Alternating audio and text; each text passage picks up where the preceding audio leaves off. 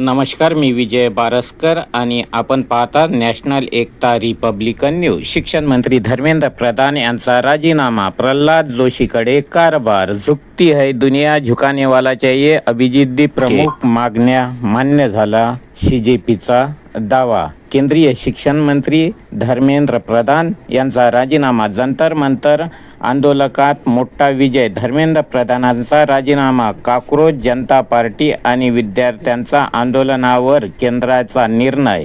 मोदी सरकारचा कार्यकाळातील पहिलीच अशी घटना. पेपर लीक ते शिक्षण मंत्र्यांचा राजीनामा, आतापर्यंत काय काय घडलं?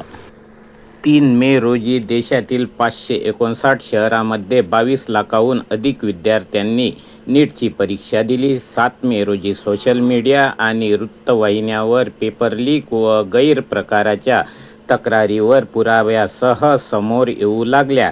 12 मे रोजी NTA आणि नीट UG 2026 परीक्षा रद्द करण्याचा निर्णय, तपासाची सूत्रे CBIकडे. 14 मे रोजी विशेष CBI न्यायालयाने 5 आरोपींना 7 दिवसाची CBI कोठडी सुनावली. 15 मे रोजी NTAने 21 जून रोजी नीट UG पेपर परीक्षा होणार असल्याचे जाहीर केले. केंद्रीय शिक्षण मंत्री धर्मेंद्र प्रधान यांची फेरपरीक्षेबाबत पत्रकार परिषद घेतली. 18 मे रोजी लातूरमधील RCC क्लासेसचे संचालक शिवराज मोटेगावकर यांना CBIकडून अटक करण्यात आली. 27 ते 29 मे CBIने नाशिक, पुणे, लातूर, सिक्कर आणि पाटणा येथे छापे टाकून टोकीच्या मुख्य सूत्रधारांना अटक केली. सर्वोच्च न्यायालयाने या प्रकरणाची गंभीर दखल घेत NTAला नोटीस बजावली. 20 जून रोजी कॉकरोच जनता पार्टी आणि विद्यार्थी संघटनांनी जंतर मंतरवर अधिकृतरित्या बेमुदत धरण आंदोलन सुरू केले. बेमुदत धरणे आंदोलन. 28 जून सोनम वांगचुक जंतर मंतरला आले आणि त्यांनी विद्यार्थ्यांच्या समर्थनार्थ आमरण उपोषण सुरू केले.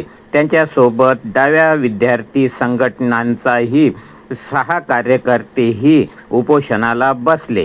21 जुलै रोजी परिस्थिती हाताबाहेर जात असल्याचे पाहून भाजपा अध्यक्ष JP नड्डा यांनी CJPच्या नेत्यांची त्यांच्या निवासस्थानी पहिली अधिकृत चर्चा केली.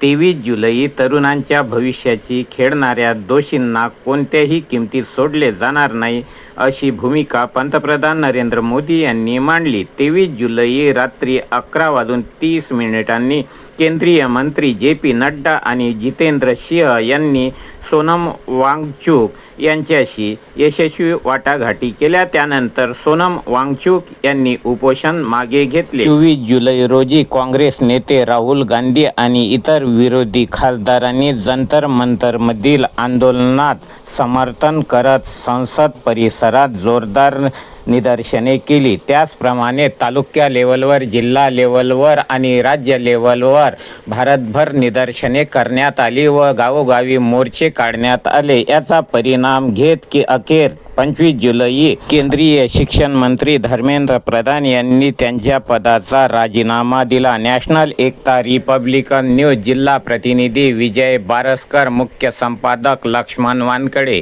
सविस्तर बातमी दिल्याबद्दल लाईक, शेअर आणि सबस्क्राईब करा. बातमी आवडल्यास बेल आयकॉन करा. पढ़ लिख के बड़ा होके तू एक किताब लिखना, अपने सवालों का तू